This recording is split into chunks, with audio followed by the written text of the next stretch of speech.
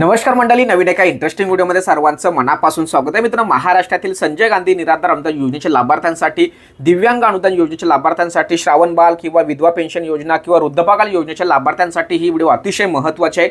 राज्य सरकारच्या माध्यमातून या दिव्यांग बांधवांना 2,500 रुपये मासिक मानधन वर्ग करण्यासंदर्भात शासन निर्णय जाहीर करून त्यांच्या खात्यामध्ये हे 2,500 रुपये जमा केलेले आहेत.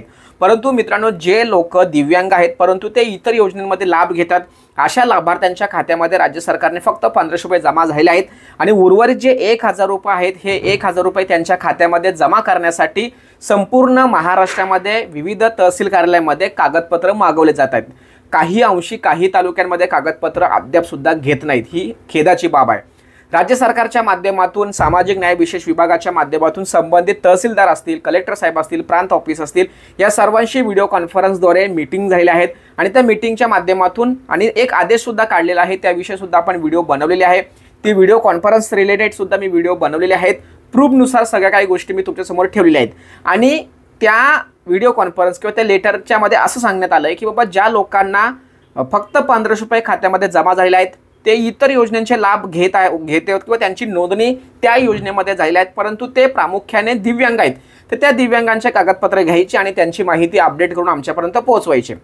परंतु मित्रांनो, या ठिकाणी एक महत्त्वाची बाब लक्षात आलेली आहे की राज्य सरकार किंवा सामाजिक न्याय विशेष विभाग किंवा तहसीलदार यांच्या माध्यमातून जे कागदपत्र दिव्यांगांचे DBT पोर्टलवरती अपडेट करण्यासाठी घेण्यात आले, परंतु मित्रांनो, तेथील जे कर्मचारी आहेत किंवा जे पोर्टल आहेत त्या पोर्टलवरती त्या दिव्यांगांचे दिव्यांग म्हणून माहिती अपडेट करण्यासाठी जो ऑप्शन असतो तो ऑप्शनच या ठिकाणी जनरेट केलेला नाही.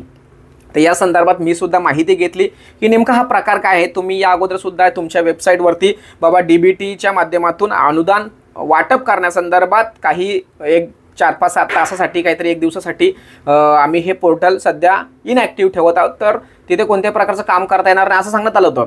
तर त्याविषयी सुद्धा मी माहिती घेतली असता ज्या दिव्यांग बांधवांचे 2,500 रुपये त्यांच्या खात्यामध्ये जमा झाले नव्हते, तर त्यांच्यासाठी तो मेसेज आला होता असं त्यांच्याकडून सांगण्यात आलेलं आहे. आता मी सुद्धा त्यावरती व्हिडिओ बनवली होती की बाबा, आता जर वेबसाईटवरती अपडेट आल्यानंतर 100% कागदपत्र आम्ही जमा केले आहेत म्हणजे आम्हाला आता 1,000 रुपये येतील, परंतु तो थोडासा वेगळा विषय होता.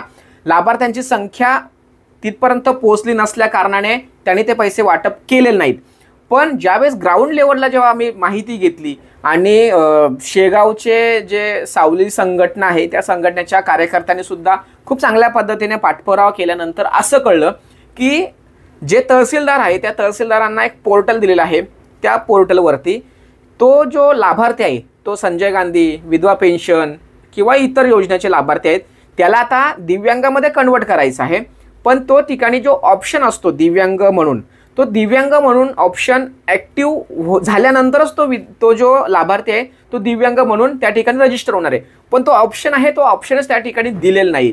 त्यामुळे त्या ठिकाणी खूप मोठा गोंधळ निर्माण झाला आहे की कागदपत्र जरी घेतले असले तरीसुद्धा त्या ठिकाणी ऑप्शन नसल्या कारणाने ते काम पेंडिंगला आहे. त्यामुळे आत्ता खूप मोठा गोंधळ असा झाला आहे की सरकार तुम्हाला फसवत आहे का, हा थोडासा डोक्यात येण्यासारखा विषय झाला आहे. म्हणजे तुम्ही अनुदान वाटप करण्यासंदर्भात परिपत्रक काढताय, तुम्ही वेबसाईटवरती माहितीसुद्धा टाकताय का बा काही दिव्यांगांचे किंवा संजय गांधी निराधार अनुदान योजनेचे पैसे आम्हाला वाटप करायचे म्हणून आम्ही हे जे पोर्टल आहे हे पोर्टल सध्या स्थितीला बंद करत आहोत. आणि ग्राउंड लेवलला विषय हा कळतोय की तहसीलदारांना जे पोर्टल दिलेलं आहे त्या पोर्टलवरती त्या कर्मचाऱ्यांना काम करण्यासाठी ऑप्शनच नाही आहे. मग तो दिव्यांग हा दिव्यांग म्हणून रजिस्टर कसा होईल आणि कधी होईल, हा खूप मोठा गोंधळ निर्माण झालेला आहे. मग आता तुम्ही या महिन्यामध्ये हे 1,000 रुपये देणार नाही असं आम्हाला तरी वाटतंय. मग तुम्ही पुढच्या हप्त्यामध्ये ते इन्क्लूड करणार का? ठीक आहे, हप्त्यामध्ये इन्क्लूड करा, जे काय असेल, पण तो रजिस्टर तर झाला पाहिजे. मग या सगळ्या गोष्टी राज्य सरकारने किंवा सामाजिक न्याय विशेष विभागाने जे काही पोर्टल तयार केलेलं आहे त्या पोर्टलवरती त्या गोष्टी सगळ्या व्यवस्थितपणे अपडेट करून द्यायला पाहिजे. माझा निराधार बांधव, माझा दिव्यांग बांधव वाट बघतोय की 1,000 रुपये कधी येणार कधी येणार कधी येणार. कारण तुम्ही वेबसाईटवरती पैसे वाटपाचा सुद्धा घोषणा केली, प्रामुख्याने ते 2,500 रुपयांसाठी होती. तुम्ही हे पैसे 1,000 रुपये त्यांच्या खात्यात द्यायला पाहिजे होते, दिवाळीचं सण होतं, परंतु तुमच्या मानसिकतेमध्ये तो विषय नसल्या कारणाने तुम्ही तो ऑप्शनसुद्धा दिलेला नाहीत। तर माझा या व्हिडिओच्या माध्यमातून सरकारला, सामाजिक न्याय विशेष विभागाचे जे IT डेव्हलपर्स आहेत त्यांना सर्वांना एक विनंती आहे की बाबांनो, तो जो ऑप्शन आहे हा ऑप्शन लवकर लवकर त्यांना चालू करण्यात द्यावा। चालू केल्यानंतर खऱ्या अर्थाने तो लाभार्थी हा दिव्यांग म्हणून रजिस्टर होईल आणि मग नंतर तो सामाजिक न्याय विशेष विभागाच्या ठिकाणी तो दिव्यांग म्हणून दिसेल आणि मग नंतर हे पैसे त्यांच्या खात्यामध्ये येतील, असं हे चित्र आता समोर येत आहे। त्यामुळे तुम्ही आम्हाला एक एक पत्र किंवा काही वेबसाईटवरती अपडेट देत आहे की बाबा आत्ता पैसे येतील किंवा यासाठी आम्ही हे करतोय, आणि प्रत्यक्षात ग्राउंड लेवलला मात्र खूप वेगळं चित्र तुमच्या समोर दिसतंय। मग या सगळ्या गोष्टी सरकारला माहीत नाही का? या सगळ्या गोष्टी सामाजिक न्याय विशेष विभागाला माहीत नाही का? तिथल्या कर्मचाऱ्यांना माहीत नाही का? मग त्याचा पाठपुरावा करायला पाहिजे। मी तर म्हणतो, मागेही मी मागणी केली होती की तुम्ही ह्या पोर्टलवरती अपडेट हा विषय सोडून द्या। अनेक योजना अशा आहेत की त्या योजनेचा सर्व ॲक्सेस लाभार्थ्यांना दिलेला आहे आता।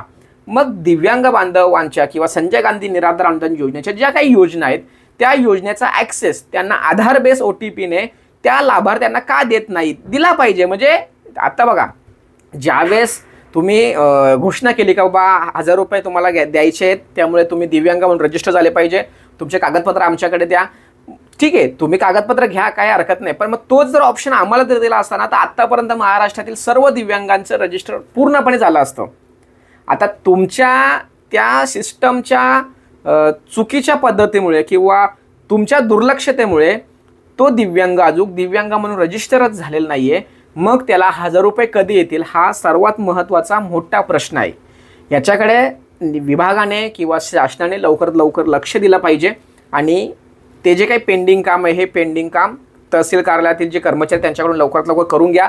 जर त्यांना जरा झेपत नसेल, जमत नसेल तर तो जनरल ओपन करा, पब्लिक लॉगिंग करा, आमचे दिव्यांग बांधव तिथे रजिस्टर करून ते काम पूर्ण करतील, जेणेकरून लवकरात लवकर ते जे काही त्यांचे राहिलेले जे हक्काचे 1000 रुपये आहेत ते त्यांना लवकरात लवकर मिळतील। अशा पद्धतीने मित्रांनो, राज्य सरकार विभाग यांच्यामध्ये कोणत्याही प्रकारचा समतोल किंवा तालमेल असताना दिसत नाही। त्याचा परिणाम आपल्या दिव्यांग बांधवांच्या मनावर, मानसिकतेवर होतोय आणि त्यामुळे खूप त्राससुद्धा होतोय, कारण हे 1000 रुपये आमच्यासाठी, त्यांच्यासाठी खूप महत्त्वाचे आहेत। त्याचं महत्त्व फक्त आम्हालाच आणि त्यांनाच कळणार आहे।